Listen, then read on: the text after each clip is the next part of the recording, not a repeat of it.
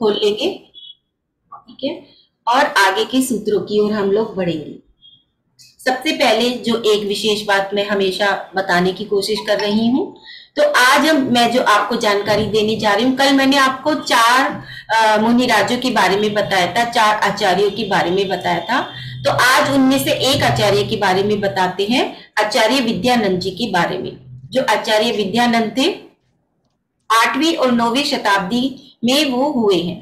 ठीक है, 8वीं और 9वीं शताब्दी के करीब वो हुए हैं, और उन्होंने इस पर तत्वार सूत्र के ऊपर उन्होंने कम से कम 7 वॉल्यूम बनाए हैं, यानी कि उसके 7 भाग बनाए हैं। 7 भाग, एक एक भाग कम से कम 700 से 900 पेज का है, एक एक भाग। तो कितने हो गए 7 भाग? लगभग के लगभग 7000 पेज हो गए, यानी कि 7000 पेज का उन्होंने एक ये इसके ऊपर टीका लिखी है। इसके ऊपर तत्वार सूत्र के ऊपर। देखिए हमारी जिनवानी में 10 पेज का भी नहीं है ये, है ना, और उन्होंने इस 10 पेज के ऊपर 7000 पेज लिख डाले हैं। और क्या विशेषता रही है उनकी? तो एक विशेषता उनकी और रही है, और वह यह रही है कि उन्होंने उमा स्वामी जी आचार्य का तो पक्ष रखा ही, लेकिन साथ ही साथ वो अपना पक्ष भी उसमें रखते चले गए। जैसे उमा स्वामी जी ने क्या कहा? सम्यक दर्शन ज्ञान चारित्राणी मोक्ष मार्ग, यानी कि सम्यक दर्शन, सम्यक ज्ञान और जो सम्यक चारित्र है वो क्या है? मोक्ष का मार्ग है। तो उन्होंने उसके विपरीत ये तो बताया ही बताया, लेकिन उन्होंने उसमें अपना पक्ष भी रखा कि अगर ये संसार का मार्ग, अगर ये मोक्ष का मार्ग है तो संसार का मार्ग क्या है वो भी तो बताओ, वो भी तो समझ में आना चाहिए। तब उन्होंने क्या कहा? मिथ्या दर्शन ज्ञान चारित्राणी संसार मार्ग है, यानी कि मिथ्या दर्शन, मिथ्या ज्ञान और मिथ्या चारित्र क्या है? संसार का मार्ग है। तो इस प्रकार से वह उमा स्वामी जी का पक्ष भी रखते चले गए और साथ ही साथ अपना पक्ष भी वह रखते चले गए। तो यह उनकी एक विशेषता रही है आचार्य विद्यानंद जी की। ठीक है ना? तो आप अगर पढ़ना चाहें तो कौन सा पढ़ेंगे? उनका तत्वार्थ श्लोक वार्तिक, ये उनका ग्रंथ है जिसे आप पढ़ सकते हैं, जो 7 भागों में बटा हुआ है। जैसे आदि पुराण कैसे 2 भागों में बटा हुआ है, पद्म पुराण 3 भागों में बटा है, तो इसी प्रकार से ये जो तत्वार्थ श्लोक वार्तिक है ये 7 भागों में बटा हुआ है। ठीक है ना? तो ये छोटी सी जानकारी थी। अब चलिए आगे के जो सूत्र है हमारा 8वें नंबर का सूत्र, आज उसको समझेंगे और उसके बाद आगे की सूत्र। तो सभी लोग जिनवानी निकाल लेंगे और दोनों हाथों को जोड़ेंगे। सत संख्या क्षेत्र स्पर्शन कालांतर भावाल बहुत वैश्य। ठीक है, सत संख्या क्षेत्र स्पर्शन कालांतर भावाल बहुत वैश्य, ये सूत्र है हमारा। अब देखिए अभी तक वह किस प्रकार से समझा रहे थे कि थोड़ा सा समझाया, फिर उसी चीज को थोड़ा और ज्यादा यानी कि मध्यम शिष्यों के लिए समझाया, और अब वो किनको समझा रहे हैं, किनके लिए सूत्र दे रहे हैं? जो बिल्कुल डीप में जाना चाहते हैं, किसी भी विषय को गूढ़ तक जाना चाहते हैं कि ये ऐसा है तो क्यों है, उस विषय को पूरा समझना चाहते हैं, तो ऐसे शिष्यों के लिए वो ये वाला सूत्र दे रहे हैं। तो इसमें देखिए क्या है? सत संख्या क्षेत्र स्पर्शन काल और अंतर, कालांतर मतलब काल और अंतर, भावार्थ बहुत, भावार्थ में भाव, उसके बाद अल्प बहुत्व, यानी कि अल्प बहुत्व, ये क्या है? ये सभी सम्यक दर्शन आदि विषयों का ज्ञान होता है। इन सभी के द्वारा सम्यक दर्शन आदि विषयों का ज्ञान होता है। किन किन के द्वारा? सत के द्वारा, संख्या के द्वारा, क्षेत्र के द्वारा, स्पर्शन के द्वारा, काल के द्वारा, अंतर के द्वारा, भाव के द्वारा और अल्प बहुत्व के द्वारा। ठीक है, अब इनको समझते हैं कि ये है क्या चीज। तो देखिए सबसे पहले है सत। सत मतलब वस्तु के अस्तित्व को सत कहते हैं, कि वस्तु का जो अस्तित्व है उसको सत कहते हैं। फिर संख्या, वस्तु के परिमाण की गिनती को, जैसा कि नाम से विदित हो रहा है आप सभी को, संख्या किसी भी चीज की गिनती, तो वस्तु के परिमाण की गिनती को संख्या कहते हैं। उसके बाद है क्षेत्र, तो वस्तु के वर्तमान के निवास को, देखिए इस पे ध्यान दीजिएगा, वर्तमान के निवास को क्या कहते हैं? क्षेत्र कहते हैं। फिर उसके बाद आता है स्पर्शन, वस्तु के 3 काल संबंधी निवास को क्या कहते हैं? स्पर्शन, यानी कि अब उसके भूत भविष्य और जो वर्तमान है, तीनों चीज उसके अंदर आ जाएंगी, तो उसको क्या कहते हैं? स्पर्शन। फिर उसके बाद आता है काल। वस्तु के ठहरने की मर्यादा को काल कहते हैं। इनको मैं उदाहरण से भी समझाऊंगी, अभी तो जो बिल्कुल डेफिनेशन जैसी है वो मैं आपको बता रही हूँ। ठीक है, तो वस्तु के ठहरने की मर्यादा यानी कि वो चीज कब तक रहेगी, कब तक का इसका समय है, उसको क्या कहते हैं? काल। फिर अंतर, वस्तु के विरह काल को अंतर कहते हैं। यानी कि अभी ये यहां तक हो गया, उसके बाद जब दूसरी चीज शुरू होगी तो बीच का जो गैप आ गया उसको क्या कहते हैं? विरह काल। बीच का जो गैप आ जाना उसको विरह काल कहते हैं। ठीक है, फिर उसके बाद आता है भाव। औपशमिक आदि परिणाम जो है वो भाव कहलाते हैं। जितने भी परिणाम है, चाहे वो औपशमिक हो चाहे छायोपशमिक हो, तो इस तरह के जो परिणाम होते हैं वो भाव कहे जाते हैं। फिर आता है अल्प बहुत्व, यानी कि अन्य वस्तु की अपेक्षा उस वस्तु का हीन और अधिक, अल्प माने कम और बहुत माने बहुत, यानी कि उस चीज की कमी और ज्यादा कितनी है, तो उस चीज को क्या कहते हैं? अल्प बहुत कहते हैं। ठीक है, तो इस प्रकार से इन सभी प्रकार से हम क्या कर सकते हैं? सम्यक दर्शन आदि जितने भी विषय हैं हम उनका ज्ञान कर सकते हैं। ठीक है, अब इसका एक छोटा सा उदाहरण, जैसे कल भी मैंने कलम के उदाहरण से आपको पेन के उदाहरण से समझाया था, तो आज भी ऐसे ही उसको आप हर चीज में लगा लीजिए। आप उसको जीव में भी लगा सकते हैं, सम्यक दर्शन में भी लगा सकते हैं, कलम में भी। अब हम वस्तु के अकॉर्डिंग आपको बताएंगे तो जल्दी समझ में आएगा। ठीक है ना, तो इसमें वस्तु के अकॉर्डिंग, जैसे कलम के लिए कोई ग्राहक दुकान पर आया और उसने क्या मांगा कि क्या कलम है, पेन है, तो उन्होंने क्या कहा? हाँ है। तो यानी कि वो सत्य हो गया, उसका अस्तित्व तो आपको पता चल गया कि ये चीज है। ठीक है ना, उसका अस्तित्व हो गया। फिर उसके बाद उन्होंने क्या कहा? ये हो गया आपका सत्य। कितनी संख्या है, यानी कि कितनी आपके पास पेन है, तो उन्होंने कहा बहुत सारे पेन है, तो वो संख्या हो गई। ठीक है, फिर उसके बाद कहाँ रखी है, तो वो क्षेत्र हो गया। तो कहाँ रखी है, यानी कि वो दुकान में कहीं भी रखी होगी, वो उसका क्षेत्र हो गया वर्तमान का, कि अभी ये कहाँ रखी है? यहाँ दुकान पर रखी हुई है ये कलम। उसके बाद कितने समय तक चलेगी, वो उसका काल हो गया, यानी कि ये जो कलम है जो मैं लेके जा रहा हूं ये कितने समय तक चलेगी, तो वो उसका काल हो गया। यानी कि जब तक ये रिफिल है, इसके अंदर इंक है, वो तब तक चलेगी, वो उसका काल हो गया। फिर उसके बाद आया है कि अंतर, यानी कि मैं पहले भी आया था लेने, लेकिन अब फिर से आया हूं और फिर बाद में भी आऊंगा, तो यानी कि भूत भी बता रहे हैं कि पहले भी वो लेके जा चुके हैं और अब जो है अब भी लेकर आ गए हैं, अब भी ले रहे हैं और बाद में भी लेने आएंगे, तो तीनों काल आ गए उसमें। तो ये क्या हो गया आपका? ये हो गया आपका अंतर। ठीक है, हाँ, यानी कि वो विरह काल हो गया, कि जो पहले जो भविष्य से, भूत से लेके अब तक का जो बीच का जो समय था, वो गैप था, वो क्या हो गया आपका?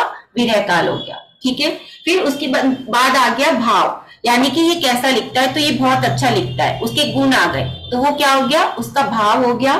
फिर उसके बाद ये अब आप कह रहे हैं आप कि मैंने पहले कम ली थी, अब मुझे ज्यादा चाहिए, तो कम और ज्यादा हो गया, यानी कि पहले संख्या कम लेकर गए थे, अब आपको क्या चाहिए? ज्यादा चाहिए, तो उसकी संख्या भी यहाँ पर अल्प और बहुत भी हो गया, कम और ज्यादा भी हो गया। ठीक है, तो इस प्रकार से आप ये हर चीज में लगा लेंगे। जीव में भी लगा लेंगे कि जीव है वो सत हो गया, फिर वो कितने हैं? अनंत जीव हैं, बहुत सारे जीव हैं, तो वो उसकी संख्या हो गई। तो इस प्रकार से आप जीव में भी लगा लेंगे। और कल रेणु जी ने आपको एक टास्क भी दिया था कि आपको वो करके लाना है, तो जो करके लाए हैं अंत में उनसे पूछा जाएगा कि कौन कौन वो करके लाया है। ठीक है, तो आज आप इसी तरह से इन सारी चीजों को सम्यक दर्शन जीव में लगाएंगे। सत, संख्या, इन सब चीजों को किस में लगाएंगे? जीव में लगाएंगे। ठीक है, एक क्वेश्चन मैंने आज अभी आप सभी को पहले ही दे दिया। ठीक है, हाँ, समझ में आ गया? ये वाला सभी को समझ में आ गया? चलिए अब आगे चलते हैं।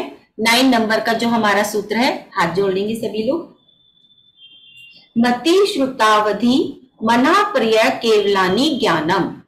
मति श्रुतावधि मना प्रिय केवलानी ज्ञानम। बहुत आसान है, सबको समझ में आ गया होगा पढ़ते ही। तो देखिए इसमें क्या है? मति, श्रुत, अवधि। श्रुत के साथ क्या है? वधि, यानी कि अवधि। मति, श्रुत, अवधि, मना प्रिय और केवल। फिर उसके बाद क्या है? ज्ञान। तो यानी कि ये क्या है? 5 प्रकार के ज्ञान है। अब देखिए यहाँ पर बताइए कौन सा दीपक है, यहाँ पर कौन बताएगा कौन सा दीपक है इस वाली लाइन में? बताया था ना शुरू में, सबसे शुरू में, कि 3 दीपक होते हैं, आदि, मध्य और अंत। तो बताइए इस वाले सूत्र में कौन सा दीपक का प्रयोग किया गया है, कौन बताएगा? जल्दी जल्दी हैंड रेज। शशि जी, बहुत अच्छे। हाँ हाँ, कौन सा दीपक है? हाँ आंटी जी। ज्ञान का दीपक। ज्ञान का दीपक नहीं, 3 दीपक बताए थे आपने, पकड़ा तो सही है पर आधा सही बताया है। हाँ, प्रंजुल, प्रंजुल अनम्यूट करें पहले। हाँ दीदी जय जिनेन। जय जिनेन। दीदी मैं अंजू हूँ। हाँ ठीक है, ये दीपक है अंतिम दीपक। बिल्कुल, बहुत अच्छे, अंतिम दीपक है, बहुत अच्छे। इसमें लिखा है ना प्रांजुल, इसलिए मैं आपको समझ नहीं पाई। हाँ देखिए ये अंतिम दीपक है, यानी कि इसमें जो ज्ञान है उसको अंतिम दीपक लिया गया है। तो ये हमें क्या लगाना है, सबके साथ लगाना है, यानी कि मति ज्ञान, श्रुत ज्ञान, अवधि ज्ञान, मना प्रिय ज्ञान और केवल ज्ञान, ये 5 प्रकार के ज्ञान होते हैं। ठीक है ना? हाँ, अब हम इन ज्ञानों को समझेंगे कि ये किस प्रकार से होते हैं। तो मति ज्ञान, सबसे पहले मति ज्ञान। मति ज्ञानावरण कर्म के क्षयोपशम से इंद्रिय और मन के द्वारा पदार्थों का जो ज्ञान होता है उसे मति ज्ञान कहते हैं। यानी कि सबसे पहला ज्ञान जो हमें कैसे होता है, इंद्रिय और मन के द्वारा। इंद्रिया कितनी होती है? 5 होती हैं, स्पर्शन, रसना, घ्राण, चक्षु और कर्ण।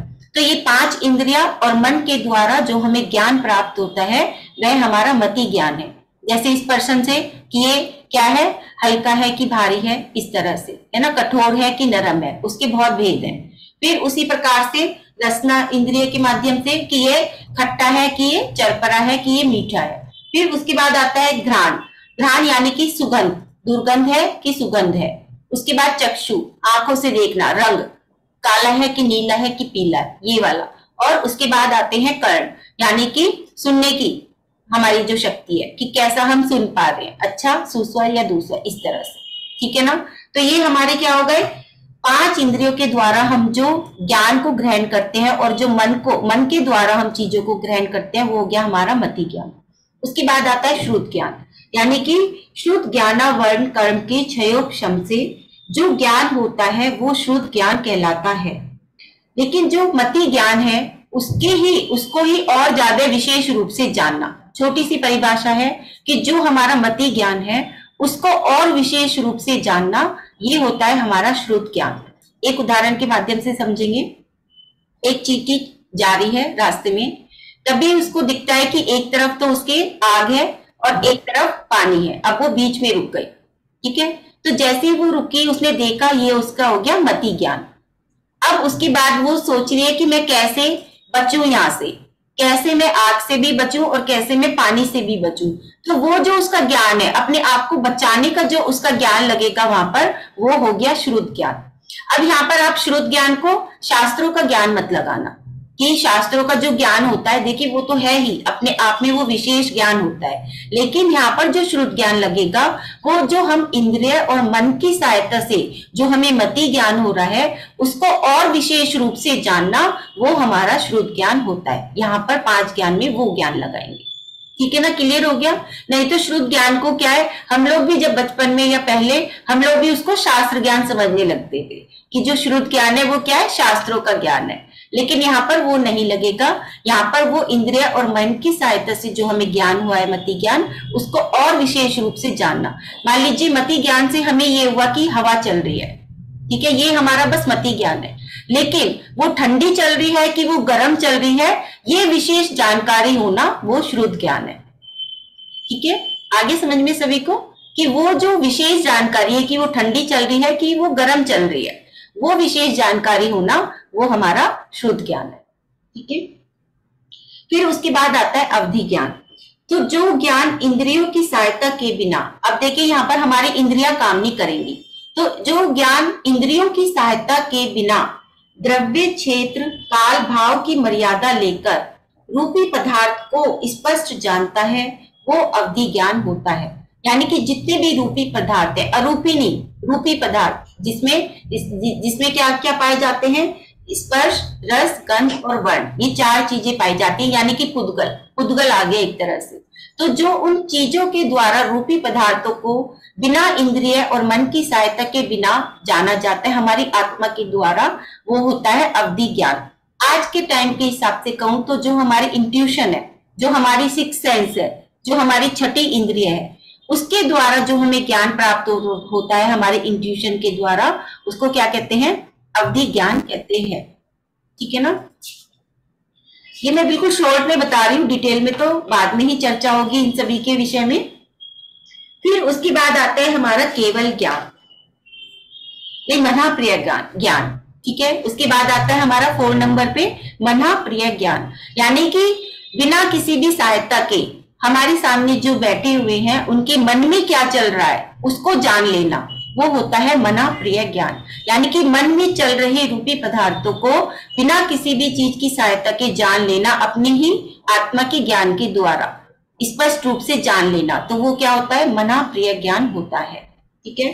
फिर उसके बाद होता है केवल ज्ञान, जो कि संपूर्ण ज्ञान होता है, जिस ज्ञान द्वारा सभी द्रव्यों तथा उनकी त्रिकालवर्ती यानी कि तीनों काल संबंधी सभी पर्यायों को एक साथ एक समय में जान लेते हैं, वो केवल ज्ञान होता है। ठीक है। जिसमें आप हर चीज के, यानी कि उनके भूत को भी जान लेंगे, भविष्य को भी जान लेंगे। जैसे भावमंडल होता है, उसमें हम पीछे के भव भी जान लेते हैं, आगे के भव भी जान लेते हैं, सब चीज जान लेते हैं। तो इस प्रकार से एक ही समय में सभी त्रिकाल संबंधी सभी द्रव्यों की पर्यायों तक को जान लेना, वह होता है केवल ज्ञान। ठीक है। तो इस प्रकार से ये हमारे 5 ज्ञान होते हैं। उसके बाद आता है हमारा 10 नंबर का काव्य। काव्य कह रही हूँ, काव्यों की आदत पड़ चुकी है तो काव्य ही निकलता है। तो ये है सूत्र, 10 नंबर का सूत्र। तत्प्रमाणे, बहुत छोटा सा है, देखिए एक ही शब्द है, 1.5 है। तत्प्रमाणे, तत् माने वह क्या, जो अभी कौन सा सूत्र निकला था, ज्ञान, यानी कि वह ज्ञान। प्रमाणे, प्रमाणे मतलब 2 प्रकार का होता है।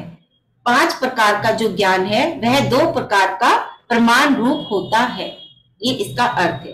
प्रमाण किसे कहते हैं, जो सम्यक प्रकार से जानता है वह प्रमाण है। ठीक है। जो सम्यक प्रकार से जानता है वह प्रमाण है। अब देखिए ये भी 2 प्रकार का है, प्रत्यक्ष प्रमाण और परोक्ष प्रमाण। 2 प्रकार का होता है, प्रत्यक्ष और परोक्ष। और वो किस प्रकार से होता है वो आगे के सूत्रों में निकलेगा। ठीक है। तो अब हम इसमें सिर्फ इतना सही है कि प्रमाण 2 प्रकार का होता है, प्रत्यक्ष और परोक्ष। अब इसको आगे वाले सूत्र से जानते हैं। 11 नंबर का जो सूत्र है वो है आद्य परोक्षम। ठीक है। आद्य परोक्षम, तो यानी कि प्रथम 2 ज्ञान, आद्य मतलब आदि के कौन कौन से, मति और श्रुत। तो यानी कि आदि के जो 2 ज्ञान है वो परोक्ष प्रमाण है, ये इसका अर्थ है। यानी कि आदि के 2 ज्ञान परोक्ष प्रमाण है। अब कैसे हैं वो आदि के 2 ज्ञान परोक्ष प्रमाण, मति ज्ञान और श्रुत ज्ञान, ये 2 ज्ञान। तो परोक्ष प्रमाण अब किसे कहते हैं, है ना, इसको भी समझना जरूरी है कि परोक्ष प्रमाण किसको कहते हैं। जो ज्ञान इंद्रिय और मन आदि पर के निमित्त से होता है वह परोक्ष ज्ञान है। क्योंकि जो मति और शुद्ध ज्ञान है वह हमें कैसे हो रहा है, इंद्रियों के माध्यम से हो रहा है, यानी कि हम पर के अधीन है, दूसरों के माध्यम से हमें ज्ञान हो रहा है। अगर मान लीजिए इंद्रिय नहीं है तो क्या ज्ञान नहीं होगा, है ना। तो हम पर के अधीन है, तो हम किसके, मति और शुद्ध ज्ञान किससे होता है, इंद्रियों के माध्यम से होता है। तो वो हो गया हमारा परोक्ष ज्ञान। ठीक है ना। और उसके बाद क्या है, तो इसमें सिर्फ यही आएगा, इस वाले सूत्र में आदि परोक्षम, यानी कि आदि के जो 2 ज्ञान है वो कैसे हैं, वो परोक्ष ज्ञान है, परोक्ष प्रमाण है। फिर उसके बाद हमारा 12 नंबर का सूत्र आता है, तो इसका आधा आंसर हमें 12 नंबर के सूत्र में मिलेगा। ठीक है। प्रत्यक्ष मन्यता, ये है हमारा प्रत्यक्ष मन्यता, यानी कि शेष सब ज्ञान, अब जो बचे हुए जो 3 ज्ञान है वो हमारे प्रत्यक्ष प्रमाण है। ठीक है। प्रत्यक्ष प्रमाण मतलब क्या होता है, जो कि हमें किसी भी चीज की सहायता के बिना स्वाधीन अपने आप ही हमारा प्रत्यक्ष रूप से प्रकट होता है, वह हमारा कौन सा ज्ञान है? प्रत्यक्ष प्रमाण है। जैसे कि अवधि ज्ञान, जो हमें किसी भी चीज के से नहीं होता, यानी कि हमें उसमें किसी की सहायता लेनी नहीं होती। ऐसे ही हमारा मना प्रिय ज्ञान, और ऐसे ही हमारा केवल ज्ञान, जिसमें हमें किसी भी चीज की सहायता की जरूरत नहीं है, ना ही हमें इंद्रियों की और ना ही हमें मन की। तो इन चीजों की हमें सहायता की जरूरत नहीं है, इसलिए हमारे ये बाद के जो 3 ज्ञान है, ये हमारे प्रत्यक्ष प्रमाण होते हैं। ठीक है, समझ में आ गया इतना सभी को? हाँ, तो आज हम इसको इतना ही रखेंगे, फिर उसके बाद इसको और ज्यादा विशेष रूप से कल बताएंगे इस वाले उसको सूत्र को। ठीक है, अब आगे रेणु जी लेंगी इसको और ज्यादा डिटेल में। हाँ रेणु जी। अच्छा, आपने बहुत अच्छा समझाया है सभी कि किस प्रकार हमने समझा कि 8वां सूत्र समझा पहले हमने कि किस प्रकार हमने पेन के उदाहरण से समझा। उसके बाद जो है उसके बाद था 9वां सूत्र, जिसमें कि 5 ज्ञान की बात की गई है। वैसे ज्ञान 8 प्रकार के होते हैं, कुमति, श्रुत और कुअवधि, लेकिन उसमें 5 ज्ञान जो दिए वो सम्यक ज्ञान की अपेक्षा से दिए। अगर एक सामान्य ज्ञान की बात करें तो 8 प्रकार का ज्ञान होता है, लेकिन सम्यक ज्ञान की बात करें तो 5 प्रकार का ज्ञान होता है, क्योंकि कुमति, कुश्रुत और कुअवधि को इसमें से हटा दिया जाता है। ठीक है, अगर आपसे कोई सामान्य ज्ञान की बात करें तो ज्ञान 8 प्रकार का, लेकिन सम्यक ज्ञान की बात करें तो ज्ञान 5 प्रकार का। उसके बाद उन पर ज्ञान को 2 भेदों में बांटा गया है, प्रमाण ज्ञान और प्रमाण ज्ञान। प्रमाण ज्ञान को भी 2 भेद में बांटकर प्रत्यक्ष प्रमाण ज्ञान और परोक्ष प्रमाण ज्ञान। प्रत्यक्ष प्रमाण ज्ञान कि जिसमें कि प्रत्यक्ष हम आत्मा के द्वारा प्रत्यक्ष रूप से देखते हैं, जिसमें किसी प्रकार की इंद्रिय और मन की सहायता की आवश्यकता नहीं है। और परोक्ष प्रमाण ज्ञान जिसमें कि हमें इंद्रियों का माध्यम चाहिए, इंद्रिय और मन उसकी सहायता से देखते हैं, वो होता है परोक्ष प्रमाण ज्ञान। और इसमें जो सम्यक ज्ञान में हमने जाना मति ज्ञान और श्रुत ज्ञान, जैसे कि ये तत्वार्थ सूत्र है ना जो हम पढ़ रहे हैं, ये तत्वार्थ सूत्र है, ये मति ज्ञान है, हमने मति ज्ञान से जाना। और श्रुत ज्ञान कि इस तत्वार्थ सूत्र में कितने अध्याय हैं, तो ये श्रुत ज्ञान है। उसको यानी कि मति ज्ञान से जाने हुए को विशेष रूप से जानना वो शुद्ध ज्ञान है। तभी हम आपको बार बार बोलते हैं कि आप अपनी वीडियो ऑन रखें, क्योंकि हमारे मति ज्ञान पर आवरण आता है ऐसे, है ना। हम कहते हैं हमें याद नहीं होता, याद नहीं होता, तो हमारे मति ज्ञान पे आवरण आता है कि हमें ज्ञान प्राप्ति का साधन मिला और हम अपने सामने एक आवरण रख के बैठ गए, तो ये भी मति ज्ञान आवरण में हमारे कारण बनता है। इसलिए हम आपको बार बार बोलते हैं कि अपनी वीडियो ऑन करके बैठिए। तो इस प्रकार से हमने ज्ञान के महत्व को जाना, और बाकी सब आपने मनीषा जी के द्वारा सुना ही है, तो उन्होंने बहुत सुंदर समझाया। अब हम अपना प्रश्न लेते हैं। तो आज हम प्रश्न स्वयं ही पूछेंगे, उत्तर आप देंगे, प्रश्न हम स्वयं पूछेंगे। हम आरती जी को लेते हैं।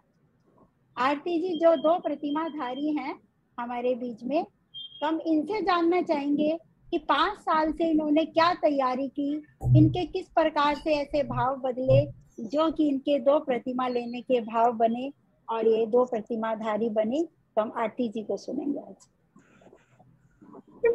दीदी बहुत धन्यवाद जो आपने मुझे इतना आदर और सम्मान दिया। इस लायक तो नहीं हूँ मैं, लेकिन फिर भी बहुत बहुत धन्यवाद आपका। सबसे पहले मैं बताती हूँ 5 साल पहले मेरी क्या थी। मैं 5 साल पहले मैं बहुत मिथ्यात्व में थी, पार्टी बर्ड थी, बाहर का खाना पीना सब था मेरा। कि मतलब ऐसा नहीं था कि मैं शुरुआत से मैं बहुत धर्म करती थी, बहुत वैसी थी। लेकिन अगर हमारे अंदर दृढ़ संकल्प हो ना, उसकी शक्ति से हम आगे बढ़ सकते हैं। अब मैंने क्या किया, सबसे पहले प्याज का त्याग किया, विद्यासागर महाराज जी के दर्शन किए तो प्याज का त्याग किया। फिर धीरे धीरे धीरे धीरे अणुव्रत की तैयारी शुरू करी। फिर उसके बाद ये सब बाहरी प्रक्रिया है, वो तो सब आपको पता ही है कि सब क्या होता है, कि हम अणुव्रत कैसे ले सकते हैं, क्या होता है, वो सबको पता है। लेकिन उसके साथ मैंने क्या किया, अपने अंदर की तैयारी की, मन को विशुद्ध कैसे बनाना है।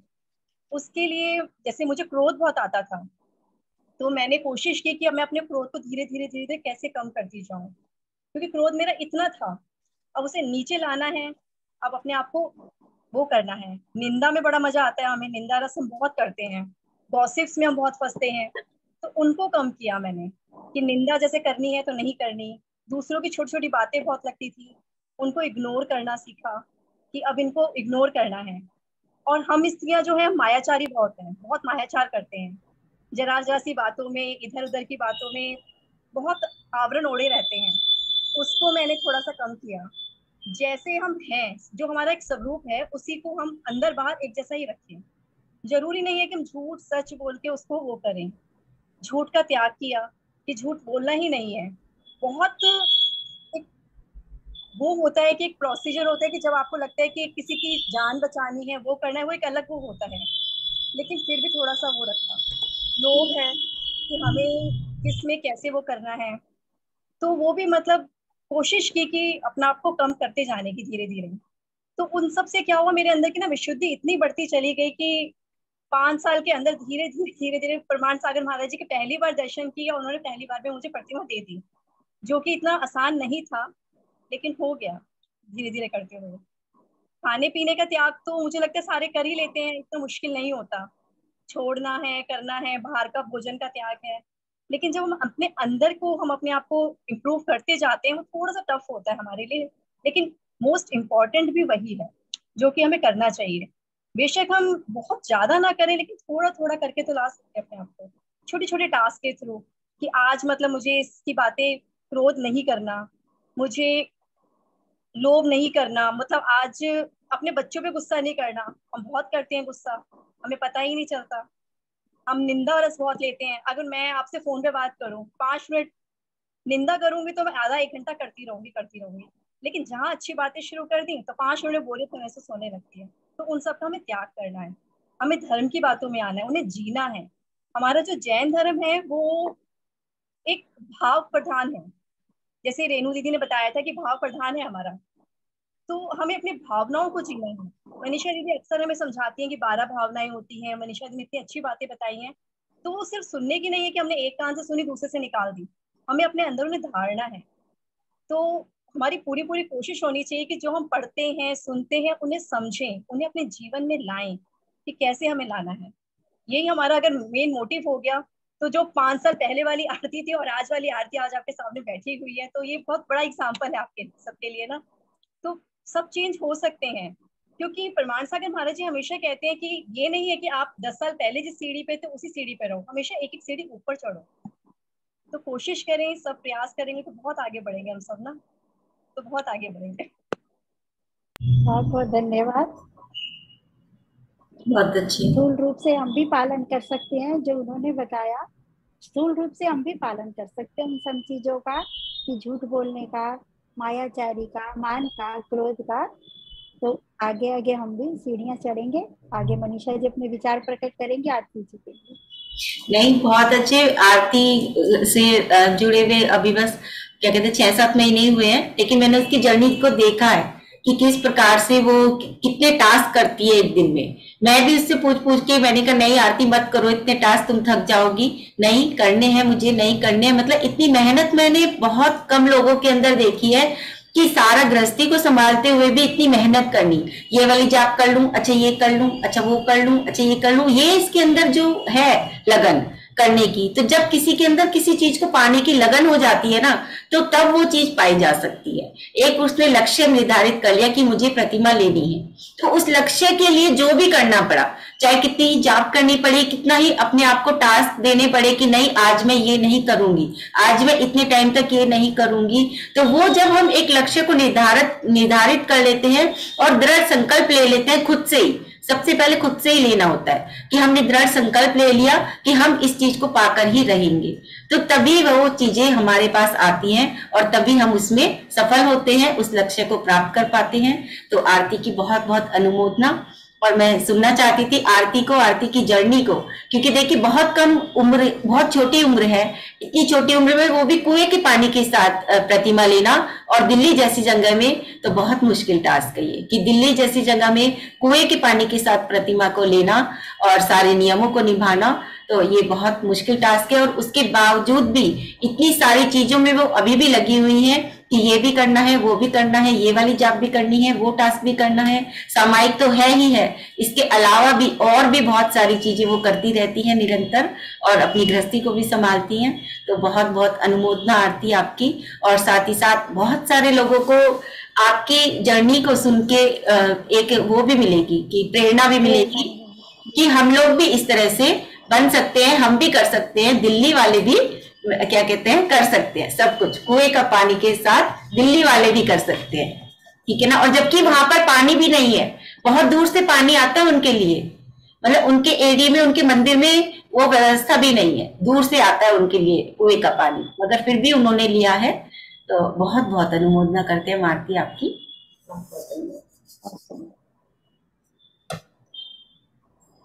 इनको सुन के हमें भी प्रेरणा मिलेगी, इसलिए इनका इंटरव्यू लिया आज हमने, क्योंकि ये प्रेरणा स्रोत बनेंगी सभी की, और सभी के कुछ ना कुछ करने के भाव जगेंगे। वहां तक पहुंचने के लिए कहीं से शुरुआत तो करें, ऊपर अपने लक्ष्य के पहुंचने के लिए पहले पहली सीढ़ी से शुरुआत करेंगे हम। तो इसलिए हमने उनको सुना और उनसे हमने जाना, तो हम भी कहीं ना कहीं उन ऐसे भाव बनाएंगे। उनकी बहुत बहुत अनुमोदना आरती जी के भावों की, बहुत बहुत धन्यवाद। आरती जी ने हमसे शेयर किया, बहुत सुंदर, बहुत अच्छे। देखिए हमारे बीच में ऐसे ऐसे हैं सभी लोग, इतने अच्छे अच्छे कि इतनी ऊंचाई तक पहुंच के फिर भी अपने आप को बिल्कुल एकदम से ऐसे सिंपल तरीके से अपने आप को दिखाते हैं। तो मैं सभी की, ऐसे लोगों की सभी की अनुमोदना करती हूँ। सुलोचना आंटी जी बैठी हैं, वो भी 2 प्रतिमाधारी हैं, और मुझे नहीं पता और कौन कौन है यहाँ पर 2 प्रतिमाधारी, लेकिन स्वाति जी थी, स्वाति जी आती थी ना, वो भी 2 प्रतिमाधारी। स्वाति जी कौन? स्वाति जी काला। हाँ वो तो है ही, वो तो है ही। स्वाति जी हैं, सुलोचना आंटी जी हैं, और तो मैं यहाँ पर अभी और किसी को नहीं जानती कि कौन है 2 प्रतिमाधारी। आरती तो हो ही गई है अब हमारे बीच में, बिल्कुल। तो चलिए बहुत अच्छे। और देखिए प्रश्न की बात है तो आप लोग मतलब अलग भी, जो हमारा जैन धर्म है उसी से रिलेटेड क्वेश्चन, या अपनी कोई भी समस्या आप यहाँ पर रख सकते हैं। फिर जैसे आप लोग न्यूमरोलॉजी के अकॉर्डिंग भी, या फिर काम नहीं चल रहा है उसके लिए भी पूछ सकते हैं, रिलेशनशिप के लिए भी पूछ सकते हैं, बच्चे पढ़ते नहीं है उनके लिए भी पूछ सकते हैं। तो हर प्रकार की समस्या आप कोई भी क्वेश्चन एक पूछ सकते हैं। ये नहीं है कि आपको सिर्फ धर्म से संबंधित ही यहाँ पर क्वेश्चन पूछनी, ठीक है ना। तो सभी लोग अपने क्वेश्चंस जरूर से तैयार रखें। जैसे ही किसी का नंबर आता है तो ये नहीं कहे कि हमें तो पता ही नहीं कि हमें पूछना क्या है, ठीक है ना। तो इस प्रकार से जरूर से आप लोग अपने अपने क्वेश्चंस तैयार रखेंगे। दीदी एक बात पूछूं आपसे, हम एक टास्क रख सकते हैं, जैसे कि यहाँ पे जैसे आप बता रहे हैं सारे बहुत ऊंचे ऊंचे हैं, धार्मिक बहुत हैं, क्योंकि ऑब्वियस सी बात है जब ग्रुप में आए हैं तो साधन में तो है ही है। तो हम एक काम कर सकते हैं कि हम छोटे छोटे टास्क रख सकते हैं डेली के, जैसे कषायों के मन के लिए कि आज हम कोशिश करेंगे कि भाई हमने क्रोध कम से कम करना है, निंदा रस से बचना है। इस तरह के छोटे टास्क अगर सारे एग्री होते हैं तो वो दिए तो है ना, नियम देती तो है रेणु जी, बीच बीच में नियम दे देती है। ठीक है दीदी, वो वही चीज है, छोटे छोटे नियम देना वही टास्क एक तरह से। चलिए बहुत अच्छे, बहुत बहुत धन्यवाद आरती। और अब हम समय हो चुका है प्रतिक्रमण और जिनवाणी स्मृति कर लेते हैं। जी रेणु जी। सभी हाथ जोड़ेंगे। पंच परम परमेष्टि जिन श्रुत जिन ग्रह जिन प्रतिमा जिन धर, नव देवों को शीश नवाकर मैं बन जाऊं प्रभु निंद कर्म, राग द्वेष की परिणति से मैं प्रतिपल संतप्त रहा, उन सब को मैं त्यागू प्रभु ऐसी भावना बना रहा। अब तक दोष किए जो मैंने प्रतिक्रमण में करता हूँ, वे सब मेरे मिथ्या हो ऐसी कामना करता हूँ। मोह क्षोभ से रहित बनूं मैं, सम्यक चारित्र प्राप्त करूं, रत्नात्रय की मुक्ति शिला पर साधि अनंत निवास करूं, रत्नात्रय की मुक्ति शिला पर साधि अनंत निवास करूं। जिनवाणी अमृत रसार रसिया वो जी सुनवा, जिनवाणी अमृत रसा रसिया की सुनवा सात तत्व का ज्ञान करा मोक्ष मार्ग का रहस्य बतावे तत्वार्थ ग्रंथ है महा रसिया वो जी सुनवा तत्वार्थ ग्रंथ है महान रसिया वो जी सुनवा जिनवाणी अमृत रसा रसिया वो जी सुनवा। अभी 9 बार नमोकार मंत्र बने।